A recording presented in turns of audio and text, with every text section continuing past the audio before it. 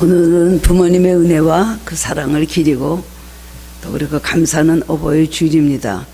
1932년도에 한국감리교연합연회에서 5월 둘째 주일을 어버이 주일로 지킬 것을 정식 결의한 이후에 한국의 모든 교회에서 5월 둘째 주일을 어버이 주일로 지키고 있습니다. 예전에 어렸을 때는 어머니 주일이었던 것 같아요. 죄송하게도 어느 때부터 어버이 주일로 바뀌게 그렇게 되었습니다. 오늘 일생 동안 자녀를 기르시면서 수고하신 부모님들에게 하나님의 크신 사랑과 위로가 함께 하셔서 남은 여세 동안 강건하시고요, 주 안에서 행복하시기를 주님으로 축원합니다. 네. 오래전에 모 생명회사에서 이색적인 광고로 사람들의 가슴을 뭉클하게 했던 적이 있습니다. 여러분 이 글을 읽으셨던 적이 아마 있었을지도 모릅니다. 그 광고는 아버지와 어머니를 소재로 한 것이었는데 그 내용은 이런 것이었습니다. 아버지에 대한 얘기가 먼저 나옵니다. 29. 14시간을 기다려서야 자식의 울음소리를 들을 수 있었습니다. 그때 당신은 당신도 모르게 기도를 올렸습니다. 37. 자식이 초등학교에 들어가 우등상을 탔습니다. 당신은 그것으로 액자를 만들어 가장 잘 보이는 곳에 걸어두었습니다.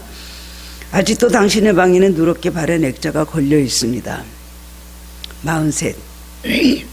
휴일 아침 모처럼 자식과 뒷산 약수터에 올라갔습니다. 이웃 사람들이 보고는 자식이 아버지를 닮았다며 인사를 건넸습니다. 당신은 괜히 기분이 좋았습니다. 48. 자식이 대학 시험을 보러 갔습니다. 당신은 평소와 다름없이 출근했지만 하루 종일 손에 일이 잡히지 않았습니다. 53.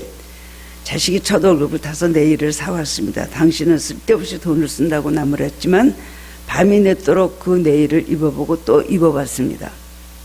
61. 딸이 시집을 가는 날이었습니다. 딸은 도둑 같은 사위 얼굴을 쳐다보며 한박 웃음을 피웠습니다.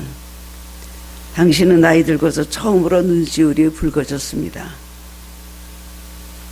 오직 하나 자식 잘되기만을 바라며 살아온 한평생, 하지만 이제는 희끗희끗한 머리로 남으신 당신, 우리는 당신을 아버지라 부릅니다. 어머니에 대한 얘기가 나옵니다. 21. 당신은 고개를 2개 넘어 얼굴도 본 적이 없는 김씨댁의 큰아들에게 시집을 왔습니다. 26. 시집 온 지 5년 만에 아들을 낳았습니다.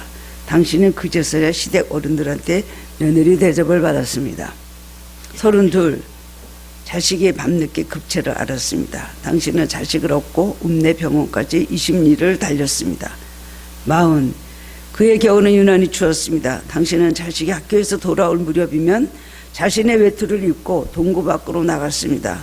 그리고 자식에게 당신의 체온으로 덮여진 외투를 입혀주었습니다. 52. 자식이 결혼할 여자라고 집으로 데려왔습니다. 당신은 분칠한 여자라고 싫어했지만 자식이 좋다니까 당신도 좋다고 하였습니다. 60. 환갑이라고 자식이 모처럼 돈을 보냈습니다. 당신은 그 돈으로 자식의 보약을 지었습니다. 65. 자식 내가 바쁘다며 명절에 고향에 못 내려온다고 했습니다. 그래도 당신은 동네 사람들에게 아들이 바빠서 어제 왔다가 아침 일찍 올라갔다며 당신 평생 처음으로 거짓말을 했습니다.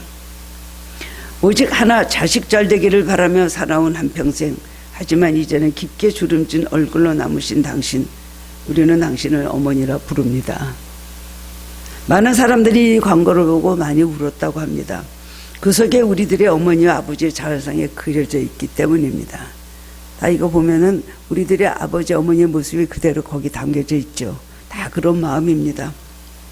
사람이 세상에 태어나서 잊을 수 없는 가장 큰 은혜는 바로 어버이의 은혜입니다. 이 세상에 자신을 낳고 기르신 부모님이 안 계신 사람은 아무도 없을 것입니다. 우리는 부모님 사랑 속에 성장하고 살아왔습니다. 많은 포유류가 어미가 새끼를 기르지만은 우리 인간만큼 그 부모 밑에 가장 오랫동안 부모하고 같이 있는 시간이 가장 길은 것이 바로 인간이라고 합니다. 그만큼 하나님께서 부모를 통해서 자식에게 많은 사랑을 주고 배우라고 그런 긴 시간을 주셨다는 겁니다. 오늘 어버이 주일의 본문을 통하여 부모 공경이 무엇인가 깨달음을 얻고 함께 은혜를 나누는 시간이 되기를 원합니다. 첫 번째로는 부모 공경은 하나님의 명령입니다. 아버지의 소원도 아니고 엄마의 요청도 아닙니다. 공경해라. 우리들을 부모를 부모로 공경해라. 그래서 부모님들의 간절한 바람이기 전에 하나님께서 주신 명령이라는 걸 반드시 알아야 되는 것입니다. 우리 기독교 신앙과 윤례 표준은 십계명입니다. 시내산에서 모세에게 주신 십계명은 크게 하나님과 인간과의 관계, 제1계명과 4계명까지죠. 그리고 5계명에서 10계명까지는 인간 상호 관계에 관한 계명입니다. 그 중에 가운데 5번째는 내 부모를 공경하라. 이웃이기 전에 하나님 이후에 그 다음엔 부모를 공경하라고 5번째 계명이 말씀해 주고 있습니다. 10계명은 율법이 아니라 사랑의 계명입니다. 하나님을 사랑하고 부모를 사랑하고 이웃을 사랑하는 사랑의 계명이 바로 10계명인 것입니다. 그 인간에 관한 계명 중에 첫 계명인 제1계명이 출애굽기 20장 12절의 말씀, 내 부모를 공경하라. 그는 많은 사람들을 대상으로 한 것이 아닙니다. 사람 중에 가장 자기 낳은 부모, 아버지, 어머니를 공경하라는 것이죠. 분명히 한 가족에 있어서 부모에 대한 관계에 대해서 말하면 사랑하고 공경하라고 말하고 있습니다. 공경이라는 말은 높이 평가하다, 가치를 두라는 그런 뜻입니다. 이 말은 명령어로 되어 있습니다. 여러분, 명령이란 것은 지켜도 되고 안 지켜도 되는 것이 아니죠. 하나님의 명령, 군에 가면 상관의 명령이 있고 회사에 가면 상사의 또 명령이 있을 것입니다. 그런데 하나님의 명령, 이거는 어떤 부모의 명령도 아니고 모세의 명령도 아니고 하나님께서 직접 주신 명령이 내 부모를 공경하라입니다. 이 계명은 우리에게 중요한 영적 교훈을 줍니다. 부모를 공경치 않는 것은 부모만을 거스린 것이 아니라 하나님의 명령을 거스르는 죄가 된다는 것을 내 부모를 공경하라. 이 명령에서 우리는 깨달아야 되는 것입니다. 부모의 권위는 하나님이 주신 권위입니다. 그냥 낳았으니까 아버지니까 어머니니까 내 위에 있어 나를 괴롭히고 나를 힘들게 하고 나를 누르려고 한다는 것이 아닙니다. 당연히 부모에게 권위를 주셨습니다. 구약 시대는 제사장의 기도가 가장 하나님께서 권위를 주신 기도였습니다. 제사장의 입에서 나온 말은 법이었습니다.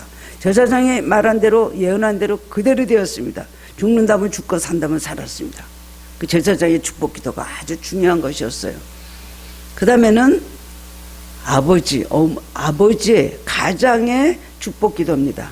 왜? 구약 성경에 보면은 그러기 때문에 아브라함의 축복, 그 다음에는 야곱이 그 자식들에게 축복하잖아요. 이삭이 축복하고 다 세상 떠나기 전에 마지막으로 다 그런 아버지의 마지막 유언과 같은 기도들이 있었는데 그대로 이루어졌습니다. 다윗도 솔로몬에게 그렇게 기도를 하잖아요. 이렇게 아버지 부모의 기도는 굉장한 능력이 있고 그런 권위를 하나님께서 주셨던 것을 볼 수가 있습니다. 그런데 그 권위에 불순종하여 거역하는 자녀는 부모의 권위만 무시하는 것이 아닙니다. 하나님의 권위에 도전하는 것이 된다는 것입니다. 이걸 알아야 되는 것입니다. 주 안에서라는 말은 내가 정말 하나님의 자녀가 되었다면 육신의 아버지에게 기쁨을 드리는 자녀가 되어야 할 것이다 하는 그런 뜻입니다. 일제 때 순교하신 주기철 목사님이 늙으신 어머니 향해서 쓴 옥중 편지가 있습니다. 뭐라고 하셨냐면, 자식을 아끼지 않는 부모가 어디 있으며 부모를 생각지 않는 자식이 어디 있겠습니까? 내 어머님, 나를 낳아 애지중지 키우시고 가르치신 그 은혜의 태산같이 높습니다. 어머니를 복양하지 못하고 갇혀있는 불효자 신세, 어머니의 생각이 더욱 간절합니다. 내 어머님은 나를 금지 옥엽으로 길러주셨건만 이 몸이 일본 순사의 발길에 채이고 매맞아 상할 때 어머니의 가슴이 얼마나 아프시겠습니까? 춘풍 추우 비바람이 옥문에 뿌릴 때에 고려한 밤 달빛이 철장에 새어들 때에 내 어머니 생각하여 간절히 눈물 뿌려 기도합니다. 그러나 어머니 보양한다고 하나님의 계명을 범할 수는 없었습니다. 불효한 자식의 봉양보다 무소불능하신 우리 주님께 내 어머님을 부탁하고 나는 주님 자취를 따라 가렵니다. 연약한 나를 붙들어 주시옵소서. 사랑하는 내 어머니, 팔순 넘으신 내 어머님, 자비하신 주님의 손에 부탁하나이다. 여기 편지를 보냈습니다. 이 편지를 볼 때 주기철 목사님의 신앙의 절개를 우리는 깨달을 수 있고 함께 어머니를 향한 깊은 효심이 들어있음을 볼 수가 있습니다. 우리가 진정 하나님의 자녀라면 부모에게 효도하는 마음이 있어야 됩니다. 부모에게 효도하는 마음이 없는 사람은 하나님의 자녀라고 할 수가 없습니다. 그것이 절대로 분리가 될 수가 없는 것입니다. 종교개혁자 마틴 루터는 이렇게 말했습니다. 부모는 이 세상에서 하나님의 대리자이다. 하나님 대신 권위를 주시고 하나님 대신 사랑을 베풀고 하나님 대신 자식들을 바로 교육하고 하나님 대신 자식들을 또 징계하고 경책하고 책망해서 바르게 길러서 하나님의 사람으로 만들려는 하나님의 뜻을 부모가 이루도록 그 부모에게 자식을 맡겨주신 겁니다. 눈에 보이는 부모를 공경하지 않는 사람이 어떻게 눈에 보이지 않는 하나님을 공경할 수가 있겠습니까? 그건 있을 수가 없는 얘기입니다. 하나님께서 주신 바로 위에 우리 부모님의 권위에 대해서 도전하는 사람이 그 위에 계신 하나님의 그 엄한 모든 어떤 진리의 말씀과 그 많은 계명을 어떻게 지킬 수가 있겠습니까? 부모님을 무시하는 사람은 하나님도 당연히 무시할 때가 많이 있다라는 것입니다. 그렇게 되면 부모를 공경하면 신앙의 기초가 되는 것입니다. 골로새서 3장 20절에 보면 자녀들은 모든 일에 부모에게 순종하라. 이는 주 안에서 기쁘게 하는 것이니라고 했습니다. 우리가 교회 나와서 하나님께 찬양 드리고 예배 드리고 기도를 드리고 봉사를 하고 이것도 하나님을 기쁘시게 하는 일이지만 이것뿐만이 아닙니다. 부모를 공경하는 것이 하나님께 기쁨이 된다는 것입니다. 어버이주일 이걸 기억해야 되면 여러분의 축복을 받습니다. 요즘 한국은 자식을 너무 사랑합니다. 자식이 우상이 되어 있습니다. 과잉보호는 뭐 당연한 것으로 되어 있습니다. 자녀들이 완전히 왕이 공주죠. 그래서 다른 부모는 이렇게 하는데 엄마는 나한테 뭐 해준 거 있어? 아빠는 나한테 뭐 해준 거 있어? 거꾸로 삿대질을 하면서 부모에 대해서 대드는 자녀들이 굉장히 많습니다. 왜냐면 다른 집에서는 너무 자녀들을 과잉보호하니까 비교가 되거든요. 그래서 부모님을 우습게 보고 무시하는 잘못된 경향이 있는 자들이 굉장히 많이 있습니다. 자신의 부모님 많이 배우지 못했다고 부끄럽게 여기는 사람들이 있습니다. 그러나 하나님께서는 그분들을 통해서 우리에게 생명을 주셨습니다. 그분들을 희생시키고 고생을 시켜서 나를 길러주시고 나를 성장하게 하시고 나를 살아오게 하셨습니다. 이 사실 하나만 갖고도 우리는 그분들을 공경하고 감사해야 될 것입니다. 하나님의 은혜도 갚을 수 없지만 부모님의 은혜를 무엇으로 갚겠습니까? 이 세상에 어떤 사람이 나를 위해서 그렇게 해줄 사람이 있을까요? 누가 평생을 두고 정말 사랑하고 예뻐해주고 먹이고 잠 못 이루면서 매일 자녀들이 아픈 것을 걱정하시며 죽을 때까지 자녀 걱정이 떠나지 않는 부모의 사랑, 이게 당연한 겁니까? 세상에 어떤 사람이 그렇게 해주겠어요? 그런 사람 하나도 없습니다. 단지 무엇이냐? 나은 죄 때문에 그래요. 그런 말 하잖아요. 나은 죄 때문에. 부모는 나은 죄 때문에 자식에게 그 윗세대에도 효도하느라 머리 굽히고 자녀들 세대에도 높임받지 못하고 자녀들도 섬기고 이런 시대를 살아가는 부모님들이 너무나 많이 있습니다.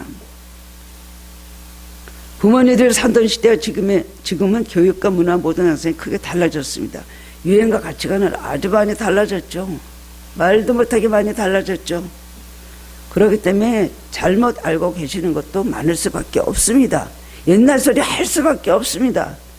그렇다고 부모님 예전의 인생관과 살아가는 철학을 무조건 무시하는 것은 정말 잘못된 것입니다. 창세기 9장 18절 이하에 보면 노아에게 세 아들 셈, 함, 야벳이 있었습니다. 근데 나중에 이제 모든 것이 회복이 되고 그 다음에 땅에 경작을 할 때 포도를 많이 심었어요. 포도를 많이 심고 포도가 많이 열리니까 노아는 포도주를 좋아했던 것 같습니다. 그래서 포도주를 만들어서 그걸 어느 날 너무 많이 먹고 취해가지고 옷을 벌거벗었습니다. 하체가 다 드러났습니다. 그것도 모르고 자고 있었어요.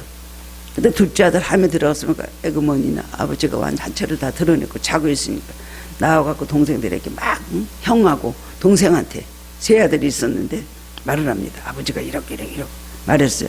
그렇지만 형 셈과 동생의 아벳은 덮을 것을 들고 뒷걸음쳐 들어가서 아버지의 부끄러운 것을 보지 않고 가려드렸다 그랬습니다. 그 결과 노아는 나중에 잠이 깨서 그걸 알았거든요. 형제들의 종이 되리라는 저주를 함에게 했습니다. 그래서 함은 가나안의 아버지로서 흑인종의 조상이 되었습니다. 그 다음에 큰아들 셈은 황인종, 작은 아들 야벳은 백인종의 조상이 되어서 장대께 하시리라는 축복을 받았음을 성경은 증거하고 있습니다. 흑인종들이 얼마나 많은 고통을 당하고 무시를 당했습니까?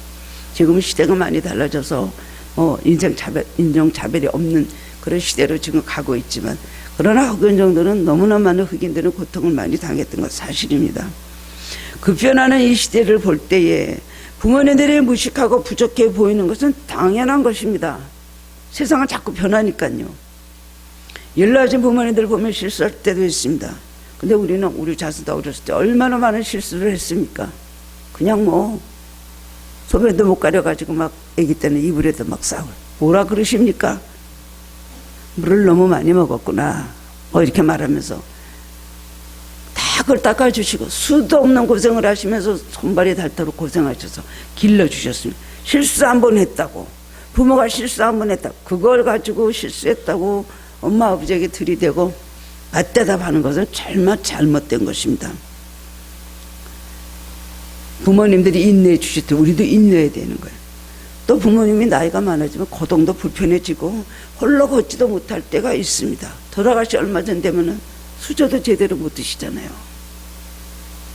그런데 내가 수저도 못 들 때 어머님 나에게 숟가락 떠서 먹여주셨잖아요. 내가 걷지도 못할 때 아픈 나를 업고서 병원에 가셔서 우리를 고쳐주셨잖아요. 이제 우리는 늙으신 어머니를 자식이 안아드리고 부축해 드려야 될 차례가 되었습니다.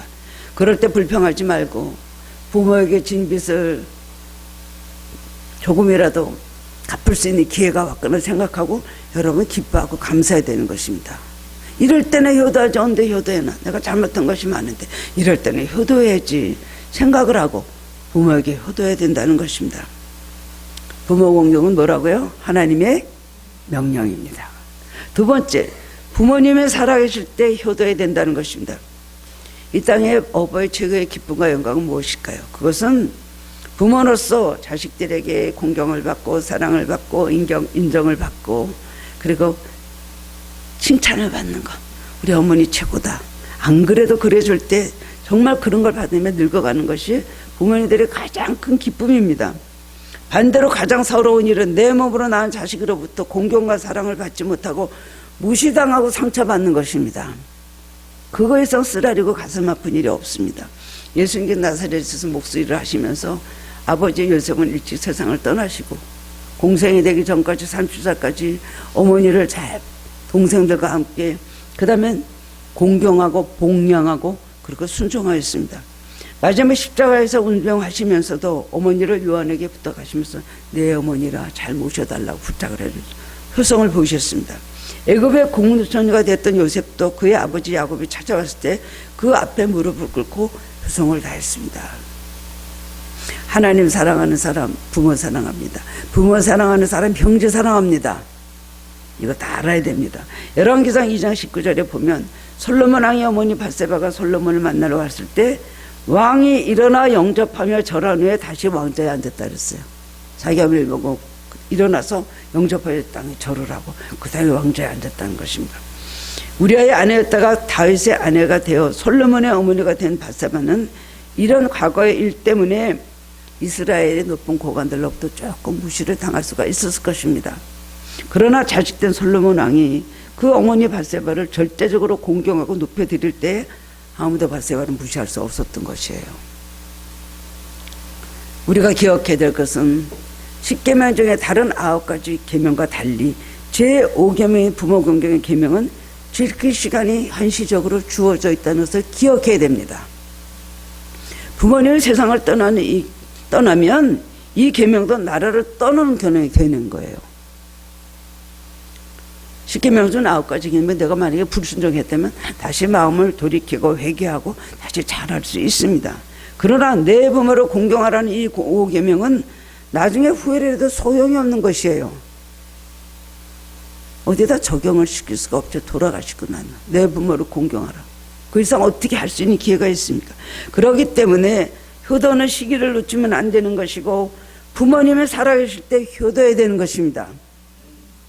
불신자들 같이 생전에는 쭉 그냥 불효하다가 자기네들 복이나 받으려고 제사상 거창하게 차려드리고 열심히 산소를 돌보는 그런 효도는 해는 소용이 없는 것입니다. 귀신들만 좋아하는 일이에요. 살아계실 때 기회가 있을 때 부모에게 잘해야 된다는 것입니다. 우리는 어렸을 때도 효도해드릴 아버지 어머니가 세상을 떠나시는 그제야 부모의 사랑을 깨닫고 눈물을 흘리고 보고 싶어하고 그리워하고 후회를 합니다. 일찍이 송강 정철 선생도 이런 애달픈 마음을 가지고 시를 썼습니다. 어버이 살아실 때 섬기기 다하여라. 한 번 가신 뒤엔 애달다 어이하리. 생전에 고쳐 못할 일이 이뿐인가 하노라. 섬길래도 섬길 부모가 없는 거예요. 어떤 사람이 감을 받습니다. 부모님들이 그렇게 홍시감을 좋아하셨는데 그 홍시감을 볼 때마다 부모님을 생각하는데 맛있게 드시던 그 부모님 아무리 찾아도 계시지가 않는 거예요. 그런 시를 쓴 사람이 있습니다. 5계명은 부모님 세상을 떠나신 후 슬퍼하며 후회해야 될 계명이 아니라 살아계실 때 힘써서 실천해야 될 계명인 것입니다. 부모님 살아계실 때 더 많이 찾아드리고 더 사랑해드리고 더 좋은 거 선물해드리고 살아계실 때 대화도 더 많이 나누는 그런 자식이 돼야 된다는 것입니다. 부모 돌아가시고 나니 그때 좀 더 효도할 걸, 그때 좀 더 공경할 걸, 이런 아쉬움이 남지 않도록 하나님의 명령하시는 명령에 순종하시기를 주님의 이름으로 축원합니다. 마지막 세 번째는 하늘의 상급을 약속하고 있습니다. 하나님 명령이기 때문에 하나님 말씀대로 하면 부모를 위해서 하는 것이고 부모만 좋은 것이고 엄마만 좋은 일이야. 이런 일은 나에게는 아무 효과가 없고 좋은 것이 없어. 아빠만 좋은 일이야. 이 일은 나는 힘들어. 이렇게 생각할 수가 있죠. 요새 청년들 그런 거 있습니다. 효도를 하자면 그렇게 효도합니까? 못합니다. 주로 많이 받고 사랑받고 그 다음에 자기가 더 부모보다 위에 있는 그런 지위에서 살다가 그런 마인드를 가지고 살다가 그 다음에 결혼하게 되면 그 다음엔 또 부모님들에게도 그러는 거예요. 또 원망하고 불평하는 자녀들이 왜 엄마는 이런 데로 시집을 가도록 놔뒀어? 자기가 연애해서 결혼해놓고요. 엄마 왜 안 말렸어? 그때 왜 엄마는 안 말렸어? 좀 마음이 내가 그렇게 시원치는 않았다 그러면 그때 왜 안 말렸어? 모든 게 다 부모 탓이에요. 잘한 건 내 탓이고 못한 건 다 부모 탓이에요. 그렇게 생각하죠. 그런데 하나님은 효도하는 사람에게는 그것이 버리는 것이 아니라 괜한 수고가 아니라 하나님의 축복이 약속되어 있다는 걸 반드시 믿으시기 바랍니다. 부모에게 효도하나 안 하나 부모하고 나하고 관계에서 그거를 뭐 평가하고 채점할 게 아니에요. 저놈이 불효한다. 저 딸이 효도한다. 그럴 것이 아니에요. 부모에게 효도하고 안 하는 것은 엄연히 하늘에 계신 하나님 내려다보시고 그것을 평가하신다는 겁니다. 복을 줄 것인가 말 것인가. 하나님께서 보시고 하나님을 잘 섬기는 만큼 부모에게 효도하는 거에 대해서 보시고 참 내가 옳다. 그걸 보시고 하나님께서 축복을 해 주신다는 겁니다. 부모를 공경하는 이계명의 약속이 붙어있고 축복의 약속, 그 다음에 상이 있습니다. 성경에 보면 부모에게 진심으로 효도한 사람들은 한결같이 큰 축복을 받은 것을 볼 수가 있습니다. 근데 반면에 부모가 하지 말라 바르게 권면해도 끝까지 듣지 않고 부모에게 불순종하고 거역한 사람들은 모두 하나님의 징계가 있었다는 것을 깨달아야 됩니다. 삼손은 나실인이었습니다. 그 부모로부터 기도하는 가운데 천사가 와서 그 삼손이 태어나고 그래서 예언해주고 예수님 같이 이삭과 같이 이렇게 그 다음엔 또 세례요한 같이 천사가 와서 말하고 아들이 있을 것이라고 예언한 건데 태어난 나실인이에요. 하나님의 종으로서 그 다음에 평생에 삭도를 내지 아니하고 술을 마시지 않는다는 것을 하나님 앞에 서약한 사람이에요. 그런데 이 삼손은 자기도 그거 힘도 줬고 아마 그랬겠죠. 하나님의 사명으로 태어나갖고 살 사람이 여자들을 그렇게 좋아했습니다. 그래갖고 또 뭐 누구 어떤 여자하고 스캔들이 있었습니다. 성경에 보면 그렇게 여자를 좋아하는 거예요. 그리고 나중에 결국 델릴라라는 그 여자 그 기생한테 넘어가서 결국은 머릿속에 그 하나님의 신비한 비밀이 있는 것 힘이 어디서 나오느냐 머리를 자르지 않은 것에 있었다. 그걸 홀랑 불어버렸잖아요. 그래 블레셋에 잡혀가지고 눈 다 뽑히고 끌려가서 그 다음에는 뭐 맷돌 돌리고 막 이런 일을 하고 굉장히 고통을 많이 당했어요. 그럴 때마다 그 부모가 볼 때 쟤는 저렇게 살면 안 되는 신분인데 어떻게 태어난 아들인데 어떻게 해서 저런 짓을 하고 저렇게 방탕하게 사나, 그러지 말라고 굉장히 그러고 부모에게 근심이 되었습니다. 야곱은 잘못한 것도 많이 있지만 결국 장조건이 자기에게 와야 된다는 거 알고, 또 세상의 물질적인 재산에 관한 것뿐만 아니라 하나님의 영적인 축복이 자신에게 내려온다는 걸 알고 어머니의 말을 듣고 그대로 순종했습니다. 결국 그래서 또 아내를 저기 라반의 집에 가서 거기서 아내를 얻어. 이삭도 가서 가나안 여자고 하지 않고 이삭도 아브라함의 말을 듣고 가서 리브가를 데리고 왔죠. 그 다음에는 또 야곱도 가서 라헬하고 그렇게 결혼을 했잖아요. 그런데 에서는 가나안 여자가 여자가 몇 명이나 됐어요. 아내가 둘씩이나 가나안 여자를 얻고, 그것이 성경에 그런 말씀이 나올 때는 부모에게 심히 근심이 되었다 그랬습니다. 부모가 하지 말라 바르게 권면하면 순종해야 됩니다. 그것을 거역한 사람도 성경에 거기에 대해서 자세히 나오고 있어요. 부모에 대해서 어떻게 하나 성경이 많이 기록을 하고 있습니다. 왜 그렇겠습니까? 부모 공경은 하나님의 명령이기 때문에 에서가 뭐 이런 말들이 성경이 많이 있습니다. 부모에게 효도하지 않아서 이방 여인과 결혼함으로 인해서 이렇게 됐다. 그 존재들이 다 없어졌어요. 성경이 그래서 가르치고 우리에게 깨달으라고 하신 것입니다. 이 땅에 부모님에게 불의하고 잘된 자가 없습니다. 주 안에서 극진히 부모에게 효도하고 잘된 자가 없는 것입니다. 효도하는 사람은 심성이 착한 사람입니다. 부드러운 사람입니다. 자기 생각을 굽지 않은 사람입니다. 자제할 줄 아는 사람입니다. 부모에게 효도하는 사람은 이런 훈련이 잘 돼 있습니다. 그러나 부모를 공경할 줄 모르는 사람은 보이지 않는 하나님을 잘 섬길 수 없을 뿐만 아니라 굉장히 자기중심적인, 왜 불효합니까? 자기만 생각하기 때문입니다. 부모 입장에 서봐야 돼요. 근데 자기 입장만 얘기하다 보면 부모가 섭섭한 말은 막 부모에 대해서 엄마 사랑, 아버지 사랑 부족하다. 나를 자식으로 생각해? 라고 하거든요. 부모가 자기가 원하는 대로 해줘야 좋은 부모예요. 부모 입장에서 얼마나 부모가 그렇게 할 때 마음이 교통스럽고 힘들다는 생각을 전혀 못하는 거예요. 불효하는 사람의 대표적인 이유가 그거더라고요. 자기 생각만 하는 것. 부모가 얼마나 힘들고 부모에게 일이 얼마나 괴로움이 된다는 걸 생각을 안 하는 거예요.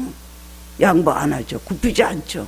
그러다 막 부모하고 사이가 멀어지고 내 멋대로 살아보겠다 하면서 자기 길을 가다가 그렇게 해서 잘 되는 사람들 별로 있습니까?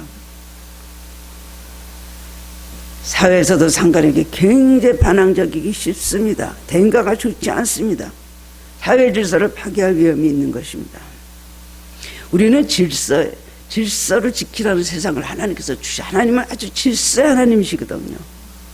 하나님은 가장 위에 분으로 우리가 가장 높은 신으로 우리는 섬겨야 되죠. 그 다음에 질서를 누구에게 주죠? 부모에게 주죠. 그러니까 질서를 따라 우리는 뭐든지 행해야 된다는 것입니다. 교회 안에서도 여러분 질서가 있습니다.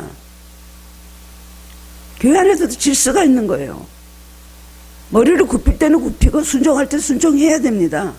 질서라는 모든 것이 정해지면 그렇게 해야 되는 것 아닙니까? 가정에서도 그렇죠.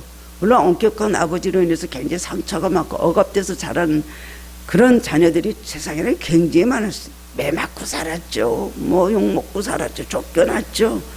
얼마나 정말 우리 지금 나이 많은 세대들은 정말 가슴 아픈 일을 많이 당하고 살았어요. 그래도 질서의 하나님, 질서의 이걸 지켜야 되는 것입니다. 자기 부모가 잘못했다고 부모를 죽여요. 자기 부모가 잘못했다고 부모에게 욕을 해요. 자기 부모가 잘못했다고 부모를 야단을 쳐요. 있을 수가 없는 얘기입니다. 부모가 부족하고 실수가 있고 자기보다 못한 것 같아도 부모이기 때문에 머리를 좀 수그리고 공경해야 된다는 것입니다. 그런 사람을 보시고 하나님께서 축복하신다는 겁니다. 김창호 교수라는 분 있죠, 요즘에요. 그분 가만히 얘기 들으면 저분이 왜 그렇게 저렇게 복을 받았을까? 그다음에 예수를 잘 믿었고요. 신학 공부를 해갖고요. 굉장히 예수를 잘 믿었더라고요. 동성기도, 합신기도, 금식기도 안 해본 거죠. 그다음에 김창 교수가 참 많은 사람들에게 좋은 걸 가르치잖아요. 가만히 보면요. 예수를 믿었지만 그 집안에서 그 나쁜 아버지한테 그 괴로운 환경 속에서 그 아버지한테 순종했더라고요. 그 아버지는 약간 정신이 이상한 것 같은 분이고 자기밖에 모르는 분이고 정말 무용지물 같은 그런 아버지였더라고요. 그럼 가서 이렇게 막 가서 오면은 뒤따라오면서 막 따라오면서 아들한테 터미널 막 따라오면서 돈 좀 줄래? 돈 좀 줄래? 얼마나 믿겠어요. 노름이나 하시고 막 그런 아버지는. 그런데도 그 아버지에게 그렇게 나쁘게 하지 않고 그 아버지에게 그렇게 잘했더라고요. 그 아버지 얘기를 그렇게 할 수 있다는 것은 자기가 효도했기 때문에 그 얘기를 막 할 수 있는 거라고 저는 생각해요. 그 아버지가 사견 앞에서 아버지를 정말 아버지를 안 보고 아버지가 원수 됐다 그러면 아버지 얘기를 꺼내겠습니까? 저분은 저런 면이 있어서 하나님 축복을 하시고 하는구나. 저는 그렇게 생각할 때가 있었습니다. 갈라디아서 6장 7절 말씀 보면 사람이 무엇으로 심든지 그대로 거두리라. 부모에게 잘 심으면 자식한테 거둡니다. 반드시 그걸 기억해야 돼요. 집안의 내력, 집안의 모든 분위기, 집안의 풍습 이것도 되겠지만은요. 이것은 영적인 겁니다. 하나님 잘 섬기고 부모를 잘 섬기면 하나님께서 그걸 보고 자식을 통해서 축복과 위로를 받게 하시거든요. 부모에게 심고 자식에게 거두는 거예요. 효를 부린다는 효를 거두게 될 것입니다. 여러분이 부모님을 잘 공경하면 그것을 본받아 자녀들도 효도할 것이고 후손들이 축복받고 번성하게 될 것입니다. 제가 깨달은 것은요. 상담하면서 깨달은 것은 여러분들이 만약에 사춘기 때 아니면 청년 시대에 속을 엄청 많이 썩인 자녀들이 있죠. 있습니다. 지긋지긋하게 속 썩인 자녀들이 있어요. 부모 마음 아프게 하고 공부 안 하고 행실이 점잖지 못하고 돈 막 너무 많이 축내고 그런 자녀들이 있죠. 그럼 어떻게 해야 될까요? 이미 부모에게 불효했는데 시집은 가게 되고 결혼을 하게 됩니다. 그럼 어떻게 해야 돼요? 결혼하기 전에 회개하고 그 절을 회개하고 가야지 그 절이 끊어지더라고요. 회개하지 않고 그대로 가죠. 정말요. 정말 자식 통해서 그렇게 되는 경우를 너무나 많이 봤습니다. 그런 사람은 결혼하기 정말 부모님한테 제가 잘못했습니다. 용서해 주십시오. 정말 잘 그리고 부모에게 효도하다가 시집가고 효도하다가 장가가려는 거예요. 그 죄가 그대로 남아있어요. 그건 자기한테 데려온 대로 매달려오는 거예요. 부모가 아무리 축복해도 자기 자식 잘못되게 해달라고 기도하고 바라는 부모가 어디 있겠어요. 여전히 기도하고 여전히 사랑하고 여전히 결혼해도 늙어도 잘해줄 겁니다. 있는 거 다 줄 겁니다. 그러나 하나님께서 이렇게 볼 때요. 그런 자녀들 반드시 결혼하면 연단을 받더라고요. 그렇기 때문에 그 전에 회개하고 정말 지금까지 내가 잘못했다. 정말 회개하고 자기가 잘 살려면 부모님 세상 떠난 이후에도 잘 살려면 부모에게 효도해야 됩니다. 모르죠 세상 사람들은 어떠는지요. 악하게 살아도 축복받는 사람이 있고 착하게 살아도 아닌 그런 사람들도 있겠죠. 그러나 우리 예수 믿는 사람의 하나님의 뜻은 그것이 아닙니다. 콩 심은데 콩 나고 팥 심은데 팥 나는 것입니다. 부모에게 잘못했으면 회개해야 됩니다. 부모의 마음을 얼마나 내가 아프겠나 자기 속성을 한번 생각해 보죠. 그리고 부모에게 내 고난을 주십시오. 나에게 사랑을 더 주십시오 해야 되는 것 아닙니까? 어떻게 일방적으로 부모는 맨날 베풀기만 하고 주기만 하고 참기만 해야 되고 지기만 해야 됩니까? 이거는 하나님의 법도에 어긋난 것입니다. 무엇보다 효도 가운데 가장 귀한 것은 뭘까요? 믿지 않는 부모님 하나님께로 인도하는 것이죠. 오보이달에 효도 강릉시켜드리고 칠순, 팔순 엄청들 잘하죠. 그런 이벤트들이 있습니다. 잘해요. 그거 갖고 되는 것이 아니죠. 정말 효도 잘했다는 말 들으면 예수 믿지 않는 부모님들을 하나님께로 인도하는 것입니다. 예수님께서 말씀하셨어요. 온 천하를 얻고도 내 생명을 잃으면 무엇이 유익하려 라고 말씀하셨어요. 부모님의 영혼 구원을 위해서 여러분 눈물 뿌리며 집중적으로 기도하시기 바랍니다. 왜 그렇습니까? 만약 믿지 않는 부모님들이 계시다면 그분들은 살 날이 얼마 안 남았어요. 빨리 천국을 빨리 내세를 맞이하기 때문에 살아생전에 그분들을 잘 여러분들이 전도해야 되는 것입니다. 어떤 효도보다도 최상의 효도가 뭐예요? 예수님과 천국을 선물하는 것이죠. 이걸 기억하고 기도 많이 해야 되는 것입니다. 제가 언제도 얘기했지만 저게 평신도 때 다녔던 교회에서 좀 친하게 지냈던 권사님 하나 있었어요. 예수 너무 잘 믿어요. 봉사도 너무 잘해요. 물질 헌신도 너무 많이 해서 우리들이 참 친하게 지냈거든요. 그분이 그런데 부산에서 어머니가 돌아가셨다 그래. 80 넘어서 어머니가 돌아가셨다 그래. 어머니는 불교를 믿는다고 처음에 들었어요. 그래서 애들이 부산으로 갔잖아요. 그래서 이 권사님 어머니를 구원했을까? 아마 구원했을 거야. 그렇게 기도도 열심히 하고 그런 분이 어머니를 구원했을까? 어쨌을까? 가니까 딸랑딸랑 웃고 나와요. 이렇게 보니까 호상이야, 호상. 울 일이 없다고. 원불교 자식들이 아들들이 드러나갖고 저저저 하는데 어머니 예수 믿으셨나니까 한 번도 전도를 해본 적이 없대요. 그게 호상입니까? 건강하고 오래 살고 아들들도 잘 살아서 효도받겠다 가졌다고 호상이래요. 간 분들이 말을 못하고 가만히 있고 그 다음에 어떻게 되는 건가? 저 어머니는 중에 와가지고 막 그러면서 발인할 때도 그랬다 그래요. 그래서 우리가 참 보고 마음이 찡하고 왜 어머니를 전도하지 않을까? 왜 영혼구원에 대한 어떤 마음의 애달픔이 없었을까? 자식만 그렇고 자식에 대해서도 관심이 없을 수 있지만 자식은 또 기회가 있잖아요. 부모님들은 빨리 가실 분들인데 어쩌면 부모님을 참 구원해서 천국 보내기 급하게라도 천국 열차를 태워야 되는 건 아닙니까? 이것을 기억해야 되는 것입니다. 선교사들은 이역 말린 먼 곳에 가서 피도 안 나고 살도 안 섞인 완전히 다른 사람들에게 전도합니다. 그런데 나를 낳아주신 부모님에게 천국 가도록 여러분들이 전도해야 되지 않겠습니까? 효도는 최고의 선입니다. 부모를 공경하는 자녀들에게 가장 큰 축복이 약속되어 있습니다. 이것은 기적적인 축복일 뿐이 아니라 아주 과학적인 축복입니다. 이 아버지 주일에 부모님을 공경하고 부모님께 깊이 감사하는 마음을 가지시기를 바랍니다. 부모님의 마음을 본의 아니게 아프게 해드리는 일이 있다면 용서를 구하고 마음을 풀어드리는 것을 주님께서 기뻐하십니다. 자식이 더 위가 아닙니다. 승자가 아닙니다. 갑질하지 마시기 바랍니다. 부모가 더 위십니다. 부모는 섬겨야 될 뿐이고 공경해야 될 뿐입니다. 자녀들아 주 안에서 너희 부모에게 순종하라. 이것이 옳으니라. 내 아버지와 어머니를 공경하라. 이것은 약속 있는 첫 계명이니 이로써 내가 잘되고 땅에서 장수하리라. 땅에서 장수한다는 것뿐 아니라 영원히 하나님 나라에서 장수한다는 거예요. 예수님 안에서 진실되게 부모님에게 효도를 다함으로 축복받는 성도님들 되시기를 주님의 이름으로 축원합니다. 사랑해 주는 은혜를 감사드립니다. 오늘 어버이 주일을 맞이하여서 주님 아직도 생존해 계신 분들도 계시고 부모님들이 세상을 떠나신 분들도 계십니다. 우리들은 부모님에게 하나님 진 빚을 어떻게 갚을 수가 있을까요? 더구나 효도하지도 못하고 불효함으로 정말 부모의 마음을 아프게 하고 근심이 되게 하고 부모의 하나님 영혼을 죽일 때가 있고 마음에 상처를 줄 때가 너무나 많이 있었습니다. 먼저 돌아가신 부모님들에게 불효했던 저희들을 용서하여 주옵소서. 하나님 앞에 회개합니다.